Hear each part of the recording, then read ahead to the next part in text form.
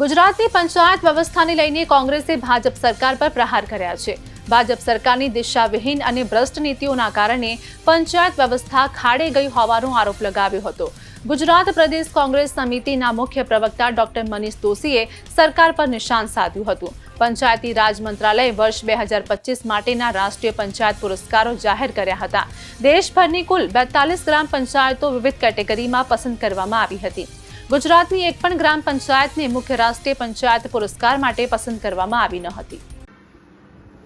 સમગ્ર દેશની અંદર દર વર્ષે પંચાયતી વ્યવસ્થાપન માટે અને પંચાયતોને પ્રોત્સાહન આપીને ગ્રામ વિકાસને મજબૂત કરવાના નેમ સાથે દેશની અંદર સુંદર કામગીરી કરનાર પંચાયતોને પુરસ્કાર આપવામાં આવે છે। આ પુરસ્કારમાં પાણીનું વ્યવસ્થાપન, સાથોસાથ સ્વચ્છતા અને એની સાથે સાથે નાણાકીય શિસ્તથી લઈને સ્થાનિક કક્ષાના મુદ્દાઓનો સમાવેશ થાય છે।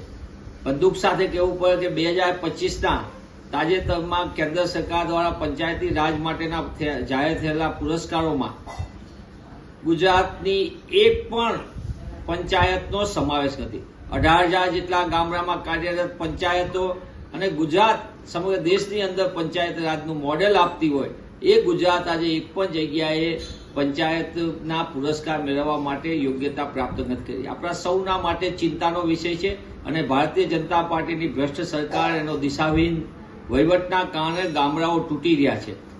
ગુજરાતના ગામડાઓમાં સુવિધાનો અભાવ, ગુજરાતના ગામડાઓની અંદર લોકોને ન મળવા પાત્ર સુવિધાઓ, પાયાની વ્યવસ્થા, એમાં નિષ્ફળતાના કારણે આવી પરિસ્થિતિ નિર્માણ થયું। ત્યારે હું આપના માધ્યમથી સરકારને પૂછવા માંગુ છું કે પંચાયતી રાજના નામે કરોડો રૂપિયા તો આવે છે, પણ આ કરોડો રૂપિયા જાય છે ક્યાં? કેમ ગ્રામ્ય વિસ્તારમાં 54% કરતાં વધુ રહેતા નાગરિકો માટે યોગ્ય વ્યવસ્થાપન કેમ નથી હોય? 30 વર્ષથી ગુજરાતમાં ભાજપ સરકાર હોવા છતાં ગુજરાતમાં ગ્રામ્ય વિસ્તારમાં પાયાની સુવિધા કેમ આપવામાં નથી આવતી? આ બધા માટે સીધી કોઈ જવાબદાર હોય તો ભાજપાની ગ્રામ્ય વિરોધી નીતિ જવાબદાર છે। પુનઃ હું એ વાતને કહું છું, ગુજરાતમાં અપાર ક્ષમતા છે, પણ સરકારની નીતિ અને નિયત જે ગ્રામ્ય વિરોધી છે એના કારણે આ સ્થિતિનું નિર્માણ થયું છે।